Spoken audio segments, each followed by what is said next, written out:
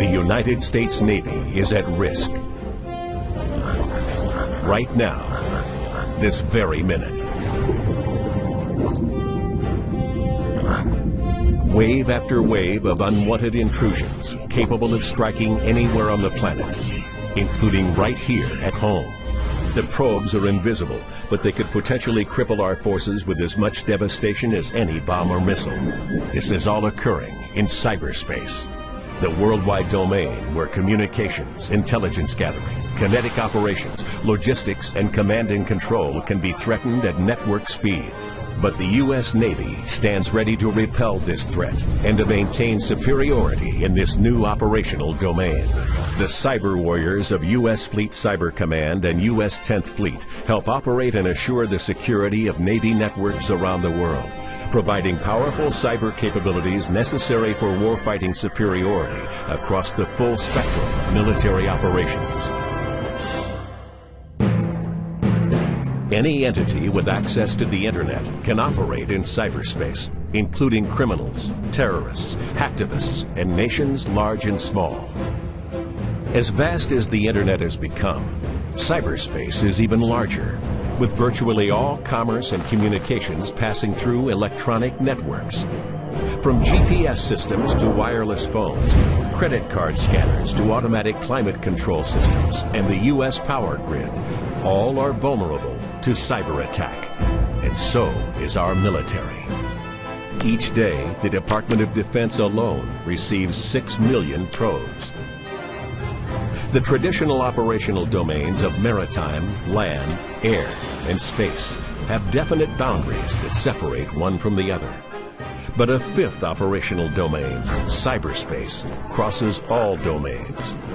Cyberspace is where the battles of the future will be won or lost. 10th Fleet is no stranger to unconventional missions.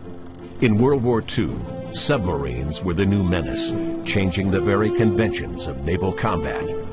10th Fleet was formed to counter that threat, unifying intelligence and operations in one command for the first time. Today's 10th Fleet continues that tradition. The Chief of Naval Operations established U.S. Fleet Cyber Command and recommissioned U.S. 10th Fleet as the Navy's central operational authority for cyber, electronic warfare, networks, cryptology, signals intelligence, and information operations. This represents a landmark transition in the evolution of naval warfare, bringing information to the forefront of the Navy's 21st century arsenal. Almost every operation on board a naval vessel functions in cyberspace. It is the primary medium for Navy command and control, communications, computer, combat systems, and intelligence capabilities. All these systems must function effectively, even in the face of degradation or outright attack. That's the job of U.S. Fleet Cyber Command and U.S. 10th Fleet. To assure command and control, the Navy must maintain dynamic situational awareness. This is constant and total awareness in real time of the state of our networks and communications capabilities. I'm seeing a drop in capacity centered in the typhoon off Japan. We need to reroute our traffic until we can make sure it's reliable. An extension of dynamic situational awareness is dynamic network defense, the ability to proactively counter intrusions or hostile acts against our networks before they disrupt our operations, and to seamlessly maintain continuity of command and control. Battle Watch, Captain. I'm detecting a large amount of traffic flowing into the 5th Fleet MOC. Sir, our network sensor grid is indicating a malicious signature there as well. I believe they're probing our premise router and are getting ready to launch a denial of service attack. Block the incoming source IP address and have intel pass it to U.S. Cybercom J2. Yes, sir.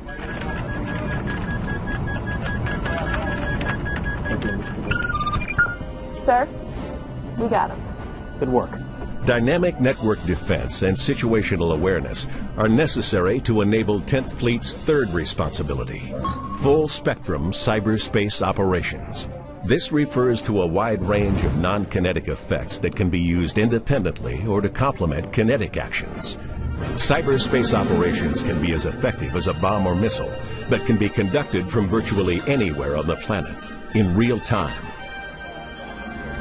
The sailors of 10th Fleet are cyber warriors, conducting operations in a critical modern domain. They're a force multiplier for both kinetic and non-kinetic naval operations, delivering timely, mission-critical information and capabilities to our commanders and operating forces worldwide.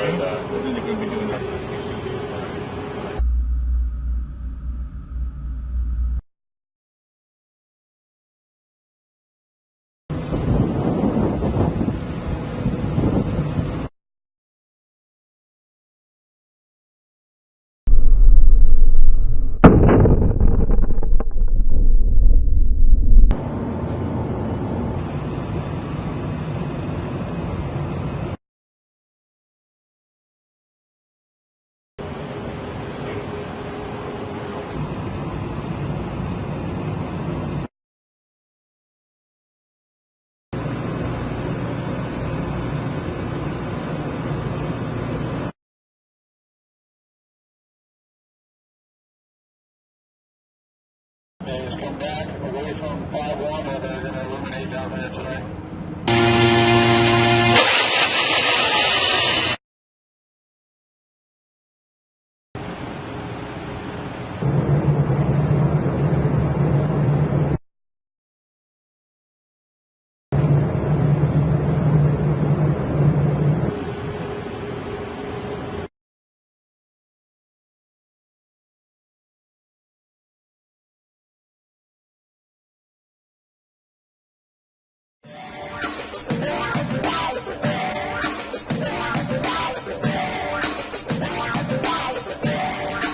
We're actually out here performing flight tests for the F-35C to open up the flight envelope and see what we can learn to get the F-35 ready for carrier evolution, launch, and recovery.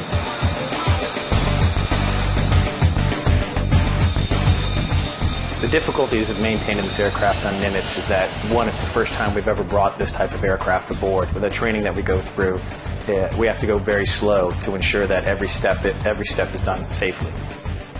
The sailors on the Nimitz were prepared that we had a small contingent come out to us in Pax River, Maryland, and we provided a small cadre course for the individuals to learn about the F-35, taxiing, towing, learning all the intricacies of the F-35 that no others would see unless they were inside the program.